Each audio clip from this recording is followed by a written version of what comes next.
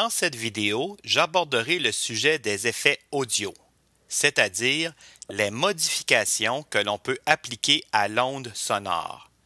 Je parlerai ici des effets dynamiques et dans la prochaine vidéo des effets temporels. Un effet dynamique, c'est quand on modifie l'amplification de certains paramètres de l'onde sonore. Par exemple, faire un fondu, augmenter ou diminuer l'amplitude de l'onde sonore ou normaliser l'onde sonore. Commençons par les effets de fondu.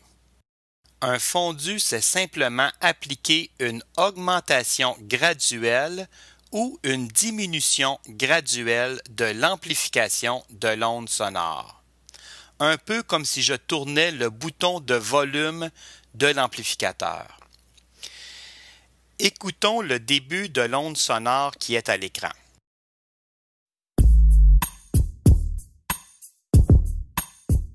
Je choisis de sélectionner quelques secondes au début de l'onde sonore. J'utilise le menu Effets, Fondre en ouverture.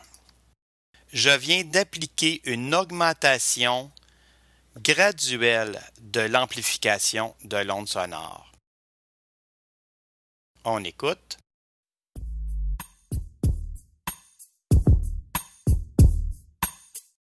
Je sélectionne quelques secondes à la fin de l'onde sonore. J'utilise le menu Effets, Fondre en fermeture. Je viens d'appliquer une diminution graduelle de l'amplification de l'onde sonore, un peu comme si j'avais fermé le bouton de volume de l'amplificateur.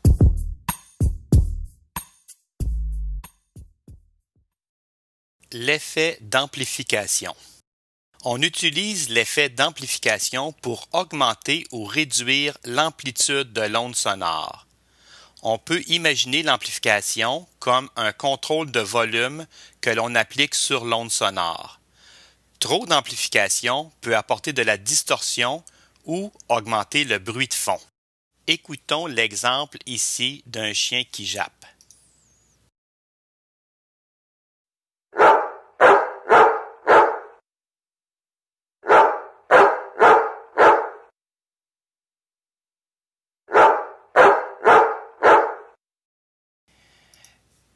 J'aimerais donner l'impression que le chien s'éloigne tout en jappant.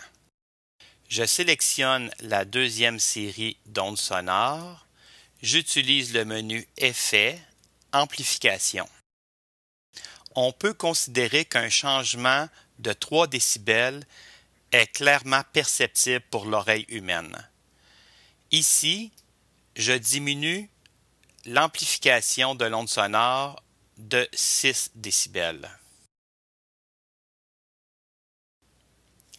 Je sélectionne la troisième série d'ondes sonores, menu Effets, Amplification.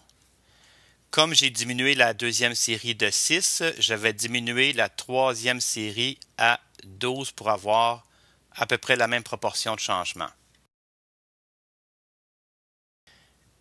On revient au début, écoutons le résultat.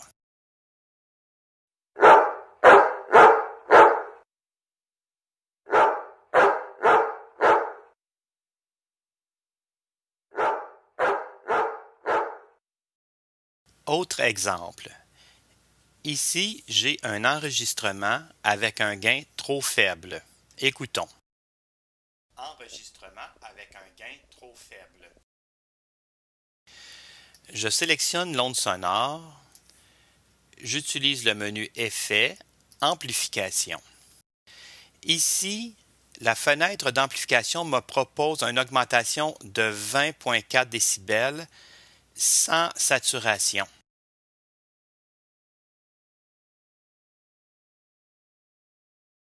Le problème avec l'amplification d'une onde sonore où il n'y a pas assez de gain, c'est la possibilité d'augmenter le bruit de fond. Écoutons le résultat.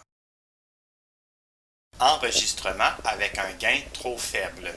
Idéalement, on aurait dû recommencer l'enregistrement plutôt que d'utiliser l'effet d'amplification de l'onde sonore. Enregistrement avec un gain excellent. L'effet de normalisation. Habituellement, on se sert de l'effet normalisé pour amplifier automatiquement une onde sonore à son niveau le plus élevé sans apporter de distorsion. Reprenons l'exemple précédent. J'ai enregistré ma voix avec un gain trop faible. Je sélectionne l'onde sonore, menu Effets, Normaliser et je clique sur le bouton OK. Ici, on obtient le meilleur résultat entre l'amplification de l'onde sonore et le niveau de bruit de fond. Vous allez remarquer qu'il est très difficile d'améliorer une onde sonore enregistrée trop faiblement. Enregistrement avec un gain trop faible.